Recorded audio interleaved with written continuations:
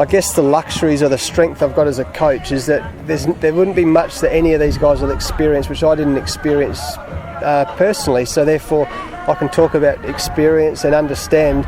While everyone's so impatient these days, I can understand the long and frustrating journey it can be. So for Craig, yeah, I mean it is. This could be that moment where he goes, you know what, maybe, just maybe I am good enough to make it at this level. And that self-confidence and that belief is an incredibly important thing. And you said before that the Big Bash or T20 is actually an old man's game. And so is he an example of someone who's sort of developed maturity and the game is actually suited to him rather than someone who's young and a bit fresher? Well, actually, that's why we selected him. We could have gone for some of our young kids but we've got plenty of young kids already. And the main, besides his talent, the thing that kept coming to me, he's 31, he's been around him, he's been out in the real world, he knows he wants to be playing cricket, not necessarily working 9 to 5 every day.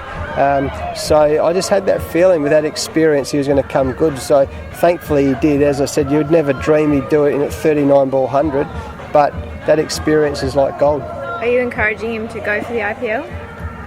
I think all the guys will go for the IPL. Whether a one-off innings gets him an IPL gig, time will tell. But he's got areas he's got to. If he's going to keep playing professional cricket, he's got to get himself fitter and stronger. And well, not stronger because he's strong as a bull, but fitter. And he's got to look at all those sorts of things. But he's got a really well-balanced life at the moment. And again, it's something I've encouraged since I've been coach with all the players, that they balance out their life. It's not just about cricket, because and he's another great example of that.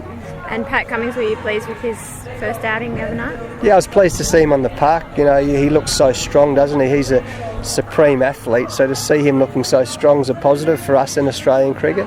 And he can only get better. He played club cricket again yesterday, and he can only get better, build his confidence up after a long time out of the game. And it's a long break between games for you guys. How have you handled that? You've obviously got some guys playing club cricket and the rest of it. Yeah, well, they're playing club cricket as often as they can now, which is, I think, is important. The more cricket they can play, the better.